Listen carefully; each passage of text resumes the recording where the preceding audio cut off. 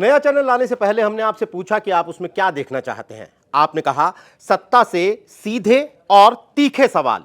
तो देखिए तक 360, गली से ग्लोब तक। बॉलीवुड क्या, बीजेपी क्या, सोशल मीडिया क्या, एक बयान से ए आर रहमान सबके निशाने पर आ गए हैं। जावेद अख्तर, शान, शोभा डे, सबने ए आर रहमान के बयान पर असहमति जताई। एक्टर कंगना रनौत ने तो ए आर रहमान पर ऐसी खुन्नस निकाली, लंबे चौड़े पोस्ट में ना जाने क्या क्या लिख बैठी। सोशल मीडिया का पूरा इकोसिस्टम ए आर रहमान के बयान के बाद हिलसा चुका है। दरअसल बीबीसी को दिए एक इंटरव्यू में ए आर रहमान ने कहा कि मुझे 8 सालों से बॉलीवुड में काम नहीं मिल रहा है, शायद इसके कारण सांप्रदायिक हो सकते हैं। बस इसी को लेकर सारा बॉलीवुड ए आर रहमान के पीछे पड़ा है।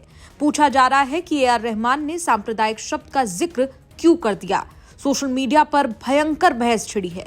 बॉलीवुड के लोगों का तो कहना है कि किसी का धर्म देखकर यहाँ काम मिलना बंद नहीं होता, नहीं तो शाहरुख, सलमान, आमिर हमारे सुपरस्टार्स कैसे होते। एक्टर कंगना रनौत ने ए आर रहमान का जब ये इंटरव्यू देखा तो वो गुस्से से लाल हो गई। कंगना को याद आया इमरजेंसी फिल्म वाला टाइम, जब तथाकथित रूप से ए आर रहमान ने कंगना से मिलने से ही मना कर दिया था। कंगना ने इसे पर्सनल फाइट बना लिया। इंस्टाग्राम पर लिखा, प्रिय A R Rahman ji, film industry में मुझे बहुत भेदभाव और पक्षपात का सामना करना पड़ता है, सिर्फ इसलिए क्योंकि मैं केसरिया पार्टी का समर्थन करती हूँ। लेकिन मुझे ये कहना ही पड़ेगा कि आपसे ज्यादा पूर्वाग्रही और नफरत से भरा इंसान मैंने आज तक नहीं देखा। इसके साथ ही कंगना ने जिक्र किया अपनी फिल्म इमरजेंसी का। कंगना ने कहा, मैं बहुत चाहती थी कि आप मेरे डायरेक्शन की फिल्म इमरजेंसी के लिए नैरेशन दे, लेकिन आपने मुझसे मिलने तक से मना कर दिया। मुझे बताया गया कि आप किसी प्रोपेगेंडा फिल्म का हिस्सा नहीं बनना चाहते। इमरजेंसी को सभी आलोचकों ने एक बेहतरीन फिल्म बताया। यहाँ तक कि विपक्षी पार्टियों के नेताओं ने भी मुझे चिट्ठियां भेजकर फिल्म की तारीफ की, खासतौर पर इसके संतुलित और संवेदनशील नजरिए के लिए। लेकिन आप अपनी नफरत में अंधे हो चुके हैं। मुझे आपके लिए अफसोस होता है। कंगना रनौत यही नहीं रुकी, उन्होंने एक और पोस्ट कर दिया। कहा, ए आर रहमान जी, हर किसी की जिंदगी में अपनी अपनी लड़ाइयां होती हैं। फिल्मों की बात छोड़िए, बड़े बड़े डिजाइनर जो कभी मुझे अपना कलेक्शन लॉन्च करने के लिए फ्री फंड जैसे कैंपेन में गिड़गिड़ाते थे और खुद को मेरा सबसे अच्छा दोस्त बताते थे, बाद में मेरे स्टाइलिस्ट को कपड़े देने से मना कर देते थे। फिर उन्होंने मुझसे बात करना भी बंद कर दिया और मेरे बारे में पोस्ट करना भी। लेकिन एक घटना मैं कभी नहीं भूल सकती। जब मैं राम जन्मभूमि के लिए मसाबा गुप्ता की साड़ी पहन रही थी तो उन्होंने स्टाइलिस्ट से कह दिया कि मैं उनकी साड़ी में राम जन्मभूमि नहीं जा सकती। मैं तब तक लखनऊ से अयोध्या के लिए निकल चुकी थी, इसीलिए कपड़े बदलना संभव नहीं था। मुझे इतना अपमानित और नीचा महसूस हुआ कि मैं चुपचाप अपनी कार में बैठकर रोने लगी। बाद में दूसरे डिजाइनर्स की तरह उन्होंने स्टाइलिस्ट से कह दिया कि आगे से उनका या उनके ब्रांड का नाम ना लिया जाए। आज ए आर रहमान जी मगरमच्छ के आंसू बहा रहे हैं, लेकिन उनके अपने नफरत और पूर्वाग्रह का क्या? ये सारा विवाद शुरू हुआ ए आर रहमान के बयान से, जिस पर अब उन्होंने स्पष्टीकरण भी दिया है। दरअसल बीबीसी के इंटरव्यू में ए आर रहमान से पूछा गया, कई फिल्मकारों और कलाकारों ने दावा किया है कि बॉलीवुड में तमिल समुदाय के प्रति भेदभाव का चलन देखा जाता रहा है, लेकिन 1990 के दशक में ये कैसा था? इस सवाल के जवाब में ए आर रहमान ने कहा, मुझे ये सब पता ही नहीं चला या शायद मुझसे छुपाया गया। मैंने कभी ऐसा महसूस नहीं किया। इसके बाद ए आर रहमान ने जो कहा उस पर बवाल मचा है।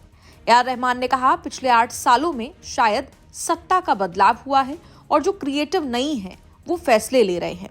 शायद सांप्रदायिक बात भी रही हो, लेकिन मेरे सामने किसी ने नहीं कहा। अब जब उनके बयान पर इतना हंगामा हो रहा है तो ए आर रहमान ने वीडियो जारी करके स्पष्टीकरण देते हुए कहा कि कई बार लोगों की नियत को गलत समझ लिया जाता है, लेकिन मेरा उद्देश्य हमेशा संगीत के जरिए लोगों को ऊपर उठाना और सम्मान देना, सेवा करने का रहा है। मैंने कभी किसी को दुख पहुंचाने की इच्छा नहीं रखी। मुझे उम्मीद है कि मेरी सच्चाई महसूस की जाएगी। मुझे भारतीय होने पर गर्व है, क्योंकि यही मुझे ऐसा माहौल बनाने की आजादी देता है जहां अभिव्यक्ति की स्वतंत्रता हो और हर तरह की संस्कृतियों की आवाजों का सम्मान किया जाए। India is my inspiration, my teacher and my home. I understand that intentions can sometimes be misunderstood. But my purpose has always been to uplift, honor, and serve through music. I have never wished to cause pain, and I hope my sincerity is felt. I feel blessed to be Indian, which enables to create a space which always allow freedom of expression and celebrates multicultural voices. AR. Rahman ने भले ही clarification दे दिया हो, लेकिन Bollywood industry से जुड़े लोग गुस्से में हैं। नॉवेलिस्ट शोभा डे ने कहा, ये बहुत खतरनाक कमेंट है। अगर टैलेंट नहीं है तो इसमें धर्म का कोई रोल नहीं है कि आपको मौका मिलेगा या नहीं। वहीं जावेद अख्तर ने भी ए.आर. रहमान के इस बयान से असहमत वो नजर आए। जावेद अख्तर ने कहा, मुझे कभी ऐसा नहीं लगा। मैं मुंबई में रहता हूँ, सभी लोगों से मिलता हूँ, लोग मेरा काफी सम्मान करते हैं। शायद लोग ये समझते होंगे कि ए.आर. रहमान वेस्ट में ज्यादा व्यस्त रहते हैं, शो में ज्यादा समय देते हैं, इसीलिए हमारे पास आएंगे या नहीं। रहमान इतनी महान शख्सियत हैं कि छोटे निर्माता भी उनके पास जाने में झिझक महसूस करते हैं। वहीं सिंगर शान ने कहा कि उन्हें भी कई सालों तक काम नहीं मिला, लेकिन उन्होंने इसे कभी व्यक्तिगत तौर पर नहीं लिया। शान ने कहा, काम ना मिलने की बात हो तो मैं यहाँ आपके सामने खड़ा हूँ। मैंने इतने सालों में इतना कुछ गाया है, फिर भी कभी कभी मुझे भी काम नहीं मिलता, लेकिन मैं इसे व्यक्तिगत रूप से नहीं लेता।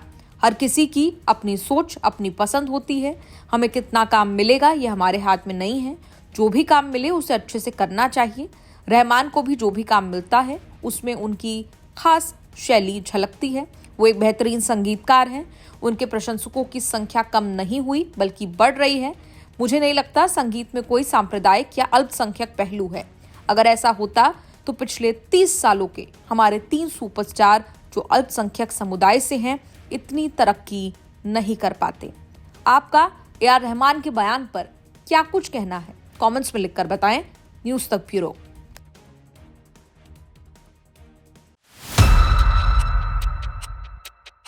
एक 108 दिनों में कितनी बार आपकी मुलाकात हो पाई सोनम जी से और क्या बात हुई, कैसे हैं वो, सब लोग जानना चाहते हैं। तो जैसे अराउंड अभी 12 हफ्ते हुए हैं, तो हर हफ्ते 2 घंटे 2 बार मिलने का मौका मिलता है, 1-1 घंटे का। तो टोटल 24 बार ही हम मिल पाते वैसे भी, और उसमें से मैं अराउंड मैं 16 या 17 बार मैं मिली हूँ, हर हफ्ते में एटलीस्ट 1 बार। और अलग अलग किस्म की बातें होती हैं। शुरू में तो कैसे ये केस को डील करना है, फिर जो लद्दाख की मांगे हैं, और हयाल के भी बहुत सारे इश्यूज होते हैं। फिर जो भी मुझे इंस्पायरिंग लगता है उनको किताबें देना, या वो जो पढ़ाई करते हैं उसके आगे उनको क्या चाहिए होता है। तो अलग अलग तरह की बातें होती हैं, लेकिन बहुत समय तक हमने बहुत एक स्ट्रॉन्ग फ्रंट पोर्ट्रे किया था।